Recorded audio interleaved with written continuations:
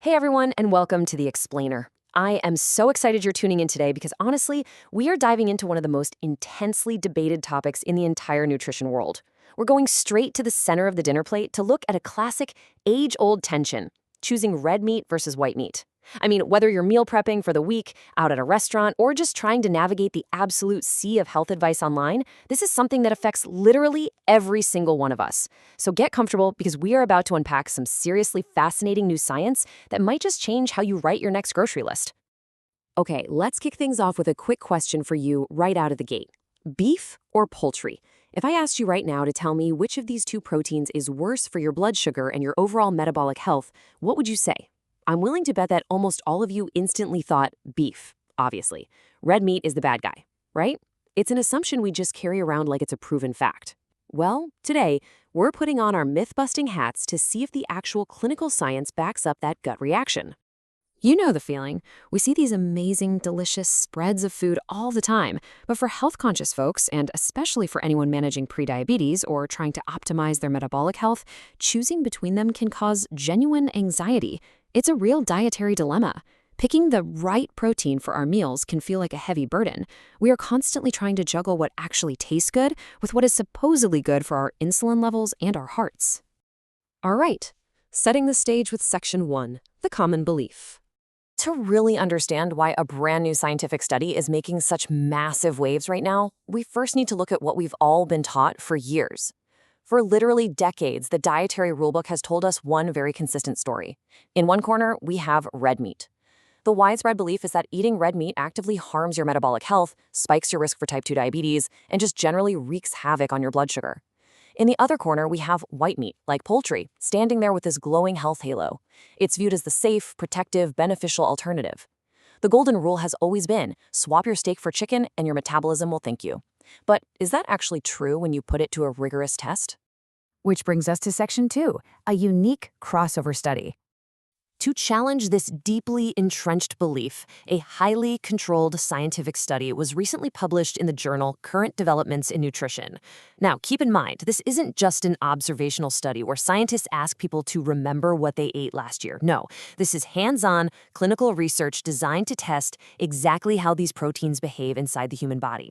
The researchers brought in 24 adults who were overweight or obese, and here's the absolutely crucial part. All of them had prediabetes. They didn't just test healthy 20-something athletes. They tested the exact group of people whose metabolic health is the most sensitive to dietary choices. These are the folks who need accurate nutritional advice the most. And the way they tested them is fascinating. They used an incredibly rigorous method called a crossover trial. So every single one of those 24 participants followed two distinct diets for 28 days each. First, they went on diet A. Let's say that was the beef diet. Then they had a washout period. Think of it like a biological pause button to totally clear their system. After that, they crossed over to diet B, the poultry diet, for another 28 days. Why is this such a game changer? Because it means every single participant acted as their own control group. The data you get from this is exceptionally reliable because it totally removes the genetic differences between different people. Plus, they kept the actual food amounts totally realistic.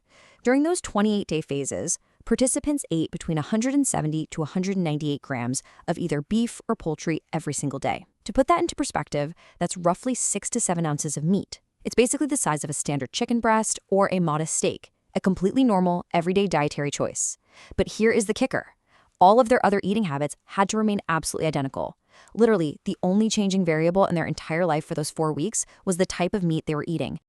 Let's see what happened in Section 3, the metabolic results.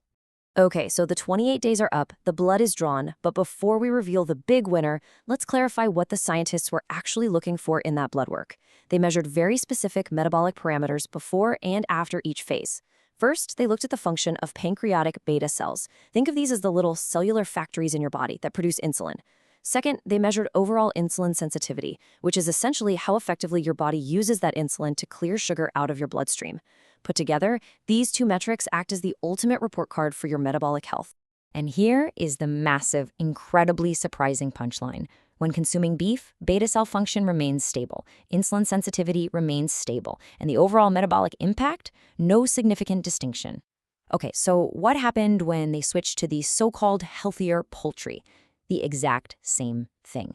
Stable, stable, and absolutely no significant distinction. Seriously, despite literally decades of dietary dogma telling us that the beef would ruin their blood sugar and the poultry would save it, this rigorous clinical data showed zero notable difference between the two proteins when it came to metabolic health. I know, it's a shocking finding. So let's ground this in some serious academic authority. Kevin C. Mackey, a professor at the Indiana University School of Public Health and the lead author of the study, said it perfectly. Quote, "Beef integrated into a balanced diet can participate in cardiovascular health without disrupting blood sugar control. This isn't just some random internet rumor we're talking about. This is the direct conclusion of a rigorously tested scientific fact.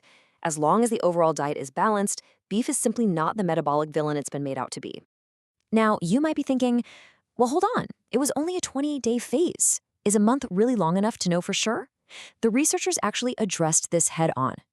Indika Edarsinghe from the Illinois Institute of Technology validated the time frame, noting that 1 month is highly sufficient clinical time to detect important metabolic modifications. Think about it. If red meat was truly going to tank their insulin sensitivity compared to chicken, we would have seen red flags waving loud and clear within that 28-day window. Finally, Section 4, the big picture.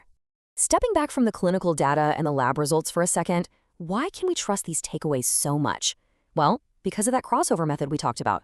Step 1, it directly compared the actual protein sources. Step 2, it attenuated or reduced all those messy individual biological differences because every person tested both diets. And step 3, it accurately isolated the specific effect of the food itself. This isn't guesswork. The data is rock solid, which means this is advice we can confidently take with us to the grocery store. And honestly, that advice boils down to such a liberating concept. Look at the whole diet, not just a single isolated ingredient. This study heavily underscores the fact that we need to view our nutrition as a complete ecosystem.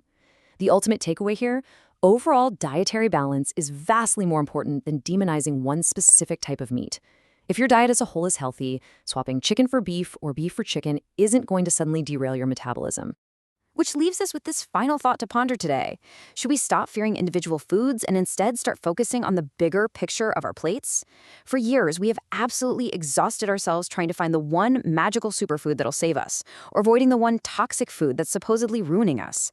But science, as we've clearly seen today, suggests a much more balanced, nuanced reality. I really hope this explainer gave you a fresh perspective on your protein choices and empowers you to eat with a little less fear and a lot more understanding. Thanks so much for hanging out with me to unpack this data. Stay curious, and I'll catch you next time.